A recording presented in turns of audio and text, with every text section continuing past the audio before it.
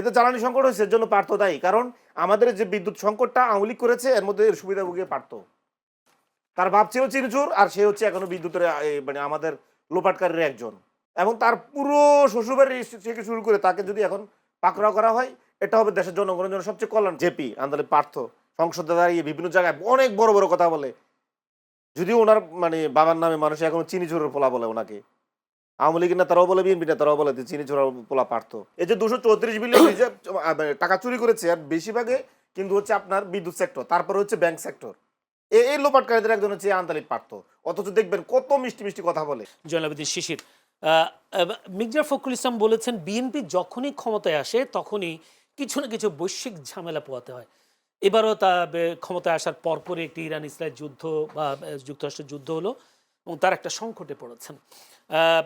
আমার প্রশ্ন হলো, অতীতে কোনো সরকার কি এরকম বৈশ্বিক ঝামেলায় পড়েনি বা কোনো ধরনের মহামারীর ঝামেলায় পড়েনি, নাকি শুধু বিএনপি পড়েছে? বা যিনি নিজে বলছেন সংকট মোকাবেলা করার ক্ষেত্রে সরকার ডিল করতে পারছে না, আপনি কি মনে করেন?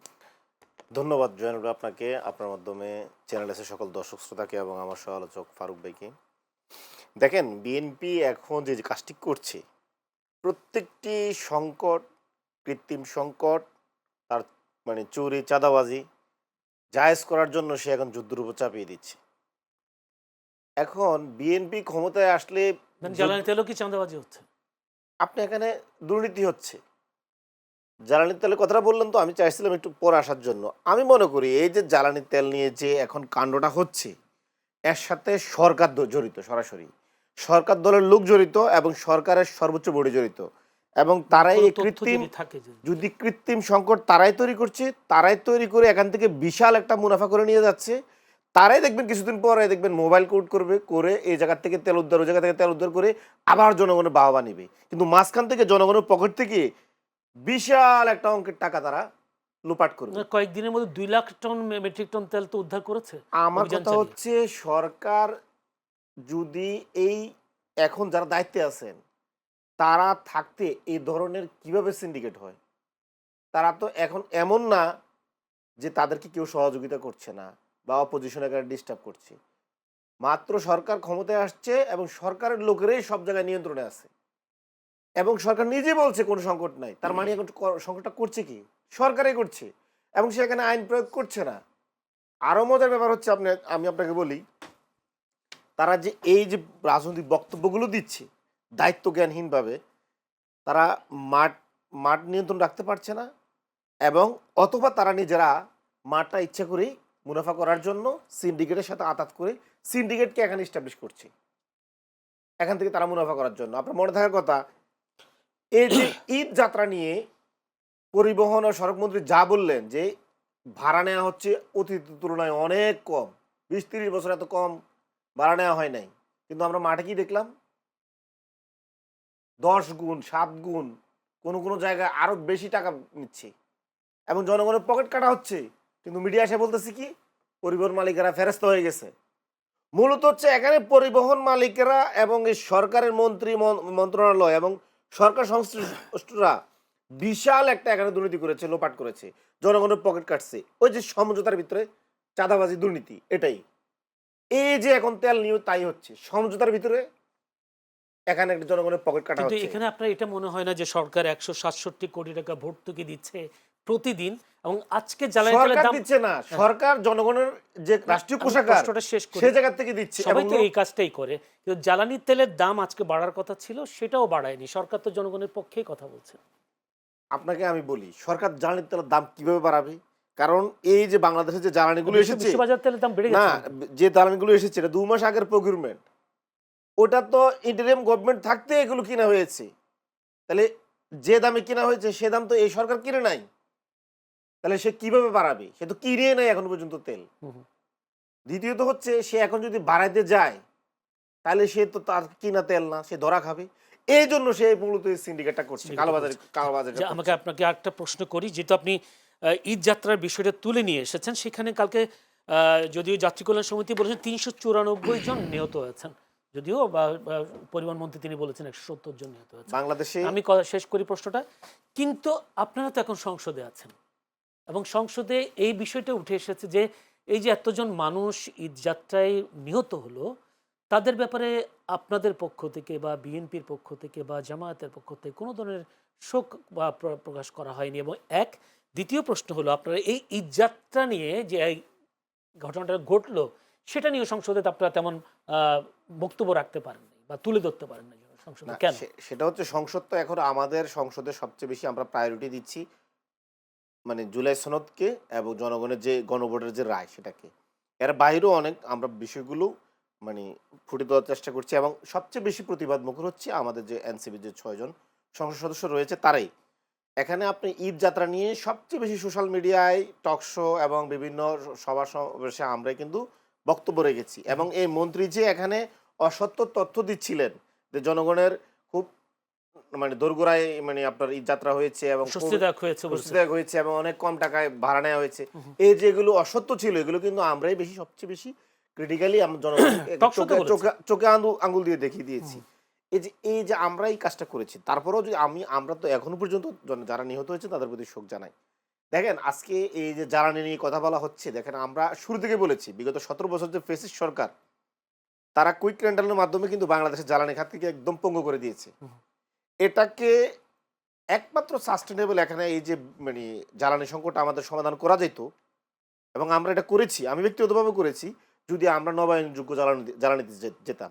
এই যে এখন বলা হচ্ছে সরকারি অফিস 2-3 দিন কমানো হবে, শিক্ষা প্রতিষ্ঠান 2-3 দিন বন্ধ রাখা হবে, অনলাইন করা হবে, এগুলোর আসলে কোনো সাস্টেনেবল এখানে সমাধান না। আপনার যদি এখানে মানে সাস্টেনেবল সমাধানের দিকে যান তাহলে আপনাকে কিন্তু নবায়নযোগ্য জ্বালানির দিকে যাইতে হবে। এই যে ফসিল ফুয়েল যেটা গ্যাস, তেল, পেট্রোল, এগুলোর দিকে আপনার যদি বেশি দিন যাইতে পারবেন না, এদের যুদ্ধের কারণে হয়ে গেল। এবং এই জ্বালানি যেটা মানে তেল ফসিল ফুয়েল যেটা, এটা কিন্তু একসময় পৃথিবীর থেকে মানে ফুরিয়ে যাবে, শেষ হয়ে যাবে।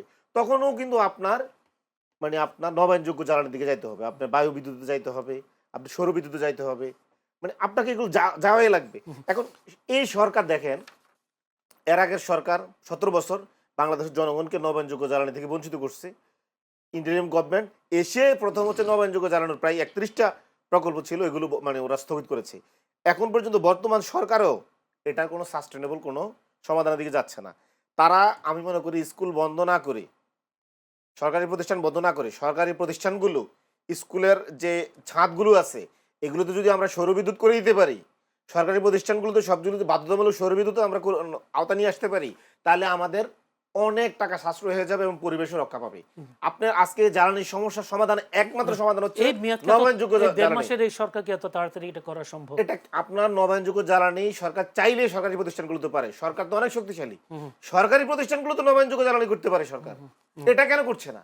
ধন্যবাদ। হচ্ছে এখানে বড় অঙ্কের লোপাট করার জন্য এই জ্বালানি তেল কিনে ওইটার মাধ্যমে এখানে কমিশন বাণিজ্য করার জন্যই তারা এই সাস্টেনেবল সমাধানের দিকে যাচ্ছে না।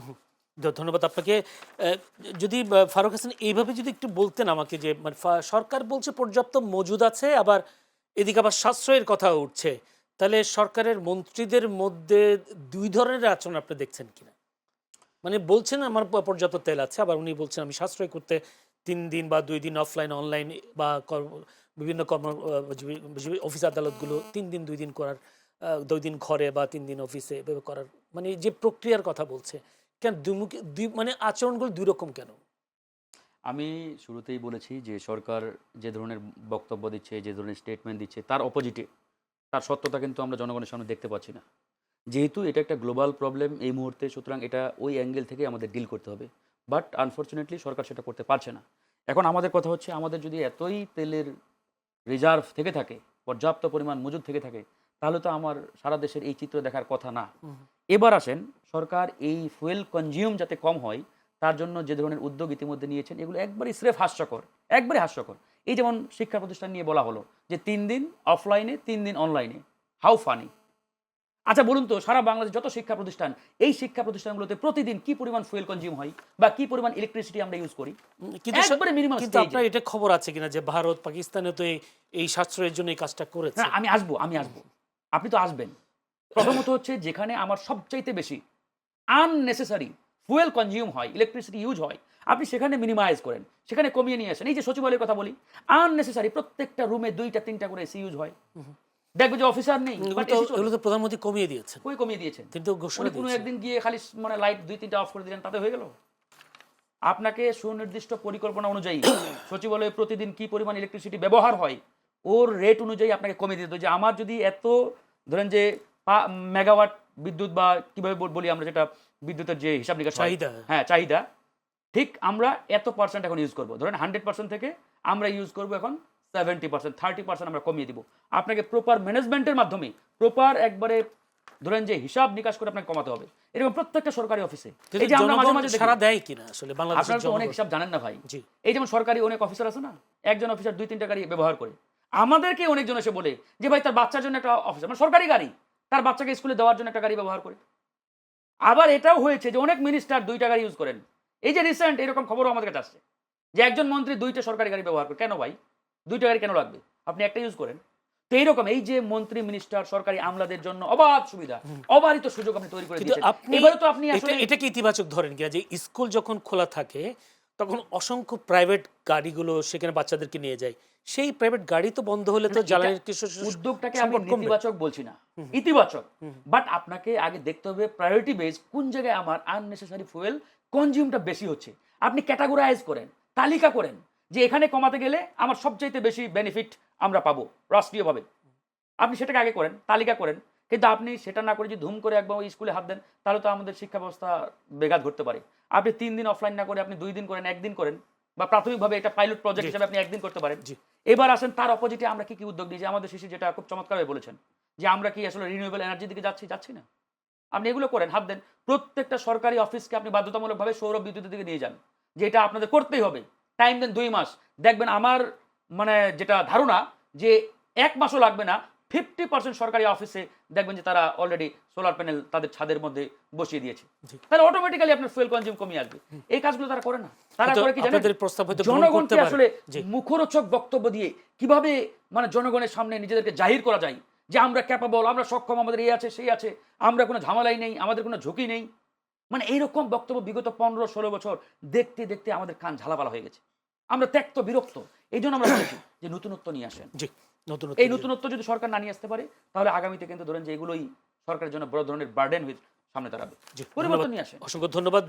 সেই ডিপ স্টেটেই জড়িত বলা হচ্ছে নাহিদ ইসলাম, তিনি বলেছেন আহ্বায়ক এনসিপির আহ্বায়ক, যে শরীফ ওসমান হাদির হত্যার সাথে জড়িত। তাহলে তো ডিপ স্টেট যারা আসিফ মাহমুদকে প্রস্তাবটা দিয়েছিল, আবার যদি নাহিদ ইসলামের বক্তব্য যদি ডিপ স্টেটের সাথে জড়িত থাকে, তাহলে ডিপ স্টেটের লোকদের সাথে তো এনসিপির পরিচয় আছে, তারা এগুলো খোলাসা করছে না কেন, বা শরীফ ওসমান হাদির হত্যাকারীদের নাম বলছে না কেন? দেখেন, আমরা বরাবরে বলেছি যে 2026 সালে যে নির্বাচনটা হয়েছে, নির্বাচনের আগেও আপনারা অনেক শুতে আমি বলেছি এই নির্বাচনটা একটা পাতানো নির্বাচন হতে যাচ্ছে।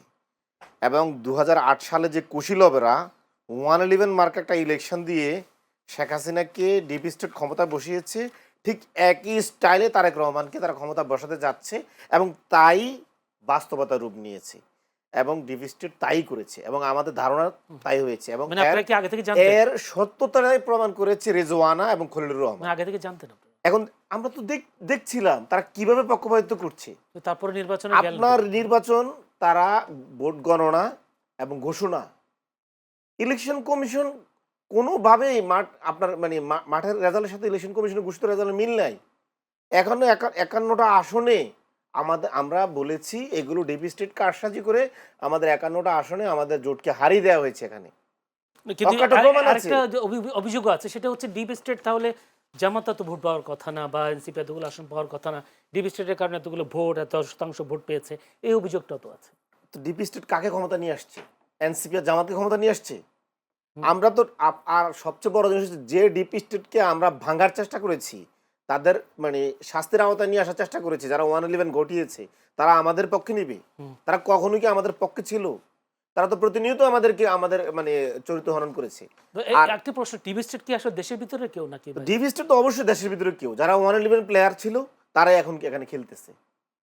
111 কারা করেছে আপনার কাছে স্পষ্ট, আমার কাছে স্পষ্ট, তারাই করেছে। নাহিদ ইসলামদের কাছে তো আর স্পষ্ট, তার শরীফ ওসমান বলেছে হত্যাকারী ডিপ স্টেট মানে স্টেটের অংশ, এখানে স্টেটের অংশ, যারা পিছন থেকে আমাদের এই ছুরি মারে সব জায়গায়। এবং আজকে যারা মানবাধিকার কমিশন করতে দিচ্ছে না, যারা গুম কমিশনে ডিস্টার্ব করছে, হুম, হুম। যারা রাষ্ট্রের সংস্কারে ডিস্টার্ব করছে, তারাই ডিপ স্টেট।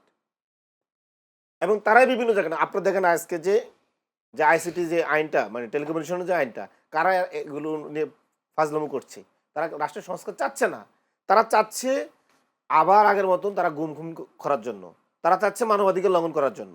এখন এই যারা এই মানবাধিকার কমিশন হতে দিচ্ছে না এবং এটা সংশোধনী করে নিজের পক্ষে নিতে চাচ্ছে, তারাই তো ডিপ স্টেট। তারা এখন তার মন চাচ্ছে সে মানবাধিকার লঙ্ঘন করবে, তার মন চাচ্ছে সে গুম কমিশন মানবে না, সে গুম করবে। কি অসভ্য একটা জাতির, চিন্তা করেন যে 15 বছর গুম ছিলাম আমরা, মানবাধিকার মানে লঙ্ঘনের মধ্যে ছিলাম, এর জন্য আমরা কমিশন করলাম, এগুলো আবার আটকে দিয়েছে। তো আপনি ডিপ স্টেট কারা এখন আপনি মানে স্পষ্ট এগুলো যারা বিরোধিতা করছে তারা ডিপ স্টেট। এখন দেখেন এই যে বিএনপি তো বিরোধিতা করছে বিষয়টা। হ্যাঁ, বিএনপি তো ডিপ স্টেটকে প্রশ্রয় দিচ্ছে এবং বিএনপির হয়ে তো কাজ করছে এবং বিএনপি ডিপ স্টেট একটা কোলাবোরেশনের মধ্য দিয়ে তো একটা পাতানো ইলেকশন দিয়ে তারা ক্ষমতা এসেছে। আপনি দেখেন হুম। আজকে সংসদে বড় বড় মানে কথা বলে ডিবেস্টের এই বিষয়টা যে খোলাসা হয় না কেন মানে আসলে? মানে আধা বিএনপি নেতা, আধা মানে আপনার এই কি জানি করে জেপি আন্দোলন পার্থ সংসদে দাঁড়িয়ে বিভিন্ন জায়গায় অনেক বড় বড় কথা বলে, যদিও ওনার মানে বাবার নামে মানুষ এখনো চিনি চোরের পোলা বলে ওনাকে। আওয়ামী লীগের নেতারাও বলে, বিএনপি নেতারাও বলে যে চিনি চোরের পোলা পার্থ। সে তো এখন বলে আমরা জুলাই বিরোধী, আমরা ৭১-এর সংবিধান বিরোধী, অনেক কথা বলে। আমরা কখনো বলি না ৭১-এর সংবিধান মানে, আমরা বলেছি ৭২-এর সংবিধান, যে সংবিধান এই দেশে কাঠামোগতভাবে ফ্যাসিস্ট তৈরি করে। অথচ তারা আজকে আমাদেরকে স্পষ্ট এই সংবিধানের ভিতরে ঢুকিয়ে আবার এই ফ্যাসিস্ট কাঠামো টিকে রাখতে চায়। তাদের বিরুদ্ধে কিছু বললেই তারা আমাদেরকে বিভিন্ন ট্যাগ দেয়, যে ট্যাগগুলো আগে আমলকৃত, ৭১-এর পরাজিত শক্তি এই সেই। তাহলে জুলাইকে আমরা পিছনে যাওয়ার জন্য কি জুলাই করেছি, নাকি আমরা সামনে যাওয়ার জন্য জুলাই করেছি? সংস্কারের জন্য তো জুলাই করেছি। আজকে তো এই যে জ্বালানি সংকটের জন্য তো এই চিনি চোরার পোলা আমদানি পার্থ তো দায়ী। আওয়ামী লীগের যে নেতা সিদ্দিকী নাজমুল আলম বলেছে এই পার্থ শেখ হাসিনার থেকে বিদ্যুৎ কেন্দ্র নিচ্ছে, কুইক রেন্টালের, এবং শেখ হাসিনা যে বিদ্যুৎ খাতে যে লুটপাট করেছে, পার্থর শ্বশুর ফ্যামিলি, তার শালা, তার শ্বশুর, তার বউ সবাই জড়িত, এ পার্থ জড়িত। এতে জ্বালানি সংকট হয়েছে, এর জন্য পার্থ দায়ী। কারণ আমাদের যে বিদ্যুৎ সংকটটা আওয়ামী লীগ করেছে, এর মধ্যে এর সুবিধাভোগী পার্থ। তার বাপ ছিল চিনিচুর, আর সে হচ্ছে এখনো বিদ্যুতের মানে আমাদের লোপাটকারীর একজন। এবং তার পুরো শ্বশুরবাড়ি থেকে শুরু করে তাকে যদি এখন পাকড়াও করা হয়, এটা হবে দেশের জনগণের জন্য সবচেয়ে কল্যাণকর। কারণ আমাদের ব্যাংক সেক্টর থেকেও কিন্তু বিদ্যুৎ সেক্টরে সবচেয়ে বেশি লোপাট হয়েছে। এই যে 234 বিলিয়ন রিজার্ভ টাকা চুরি করেছে, আর বেশিরভাগে কিন্তু হচ্ছে আপনার বিদ্যুৎ সেক্টর, তারপরে হচ্ছে ব্যাংক সেক্টর। এই লোপাটকারীদের একজন হচ্ছে আন্তালিক পার্থ। অথচ দেখবেন কত মিষ্টি মিষ্টি কথা বলে। জি, একটু যেতে চাই।